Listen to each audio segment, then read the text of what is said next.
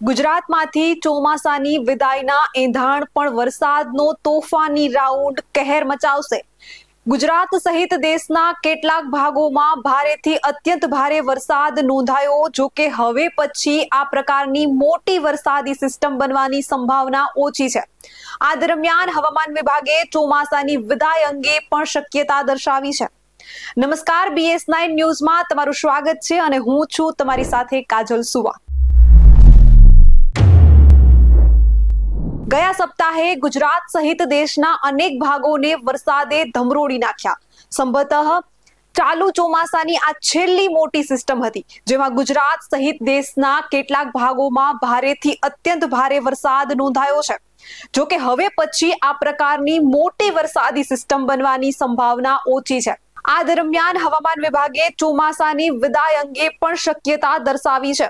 તો આજે આપણે ચોમાસાની વિદાય અને આ સપ્તાહ ગુજરાતમાં ક્યાં ક્યાં ભારે વરસાદની વકી છે તે અંગે હવામાન વિભાગની આગાહી જોઈએ. હવામાન વિભાગ તથા વિવિધ વેધર મોડલના અનુમાન પ્રમાણે 3 દિવસ બાદ ગુજરાતમાં ફરી મેઘરાજા પધરામણી કરશે.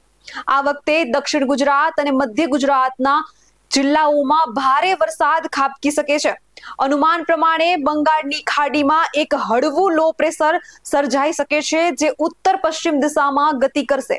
આંધ્રપ્રદેશ થઈને આ સિસ્ટમ મહારાષ્ટ્ર પહોંચશે, જેની અસર ગુજરાતના જિલ્લાઓમાં પણ જોવા મળી શકે છે. હવામાન વિભાગના અનુમાન પ્રમાણે આ સિસ્ટમના કારણે 14 થી 16 સપ્ટેમ્બર દરમિયાન રાજ્યના દક્ષિણ ગુજરાત, વલસાડ, નવસારી, સુરત, તાપી, ડાંગ, જ્યારે મધ્ય ગુજરાતમાં નર્મદા તથા છોટાઉદેપુરમાં વરસાદ થવાની સંભાવના છે. જો કે વિવિધ વેધર મોડલ પ્રમાણે આ લો પ્રેશર ઉપરાંત રાજસ્થાન, મધ્યપ્રદેશ આસપાસ એક અપર એર સાયક્લોનિક સર્ક્યુલેશન સક્રિય થઈ શકે છે, જેના કારણે રાજ્યમાં વરસાદની તીવ્રતામાં વધારો જોવા મળી શકે છે. 18 સપ્ટેમ્બર સુધીમાં દક્ષિણ ગુજરાતમાં વલસાડથી મધ્ય ગુજરાતના વડોદરા, છોટાઉદેપુર સુધી વરસાદી માહોલ જોવા મળી શકે છે. જો કે બંગાળની ખાડીમાં એક વખત આ સિસ્ટમ બની ગયા બાદ તેની તીવ્રતા અને ખરી દિશા કેવા પ્રકારની રહેશે એના પર બધો આધાર રહેલો છે. જો આ સિસ્ટમ મજબૂત રહે અને ઉત્તર પશ્ચિમ દિશામાં જ ગતિ કરશે તો સૌરાષ્ટ્રના દરિયાકાંઠાના વિસ્તારોને પણ વરસાદનો લાભ મળી શકે છે. જો કે હાલના અનુમાન પ્રમાણે મહારાષ્ટ્ર પહોંચીને આ સિસ્ટમ નબળી પડી શકે છે. હવામાન નિષ્ણાતોના અનુમાન પ્રમાણે નવરાત્રી આસપાસ પણ બંગાળની ખાડી સક્રિય રહેવાના એંધાણ હાલ દેખાઈ રહ્યા છે. પરિણામે ગુજરાતમાં વરસાદની સંભાવના જોવા મળી રહી છે. નવરાત્રીમાં ગરબે રમવા અને રમઝટ બોલાવવા પાસની વ્યવસ્થા કરવી કે નહીં એ મુદ્દે ઘણા ખેલૈયાઓ અસમંજસમાં છે. આ મામલે હવામાન નિષ્ણાત અથ્રેયા શેટ્ટી સાથે વાતચીત કરી, જેમાં તેમણે જણાવ્યું કે નવરાત્રી દરમિયાન રાજ્યમાં છૂટો છવાયો વરસાદ થતો રહેશે. ગાજવીજ સાથે કેટલાક વિસ્તારોમાં મધ્યમથી લઈને ભારે વરસાદ થવાની શક્યતા છે. ખાસ કરીને દક્ષિણ ગુજરાત, મધ્ય ગુજરાત, પૂર્વ વિસ્તાર અને સૌરાષ્ટ્રમાં વરસાદની સંભાવના છે. જોકે અથ્રેયાએ સ્પષ્ટ કર્યું છે કે આ વરસાદ તાજેતરના સપ્તાહમાં પડેલા વરસાદ જેટલો તીવ્ર નહીં હોય, પરંતુ નવરાત્રી ગ્રાઉન્ડમાં પડેલો વરસાદ ખેલૈયાઓની મજા બગાડી શકે છે. સામાન્ય રીતે 15 સપ્ટેમ્બર આસપાસથી ચોમાસાની વિદાયની ઘડીઓ ગણાતી હોય છે, પરંતુ આ વખતે ચોમાસું જે છે તે લાંબુ ચાલે તેવું એક અનુમાન છે.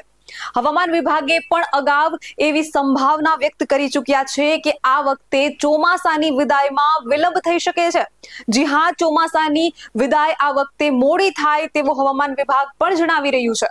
હાલની સ્થિતિને જોતા કંઈક એવું જ ચિત્ર જોવા મળી રહ્યું છે. વાત કરીએ સમગ્ર ભારતની, તો હવામાન વિભાગના અનુમાન પ્રમાણે ચાલુ સપ્તાહના અંત સુધીમાં દેશમાં ચોમાસાની વિદાય માટે સ્થિતિઓ અનુકૂળ બની શકે છે. એટલે કે 17મી સપ્ટેમ્બર સુધીમાં ચોમાસાની વિદાય માટેના પરિબળો સક્રિય થઈ શકે છે. હવામાન વિભાગે આગામી 2 સપ્તાહ માટેના પોતાના પૂર્વાનુમાનમાં જણાવ્યું છે કે 11 થી 17 સપ્ટેમ્બર સુધીના સપ્તાહના અંત સુધીમાં ઉત્તર પશ્ચિમ ભારતના કેટલાક ભાગોમાંથી ચોમાસાની વિદાય માટે અનુકૂળ સ્થિતિનું અનુમાન છે. ઉત્તર પશ્ચિમ ભારત એટલે કે જમ્મુ કાશ્મીર, લદ્દાખ, ગિલગિટ, બાલ્ટિસ્તાન, મુઝફ્ફરાબાદ, હિમાચલ પ્રદેશ, ઉત્તરાખંડ, પંજાબ, હરિયાણા, દિલ્હી અને ઉત્તર પ્રદેશના કેટલાક વિસ્તાર તથા રાજસ્થાનના કેટલાક વિસ્તારમાં જો આ પ્રમાણેની સ્થિતિ રહે તો 25 સપ્ટેમ્બર સુધીમાં આ વિસ્તારોમાંથી ચોમાસું વિદાય લઈ શકે એવા અંદાજની શક્યતા હવામાન વિભાગે વ્યક્ત કરી છે.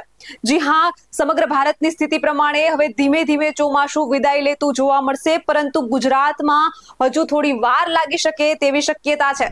તો બસ આજના અહેવાલમાં એટલું જ. જોતા રહો BS9 ન્યૂઝ.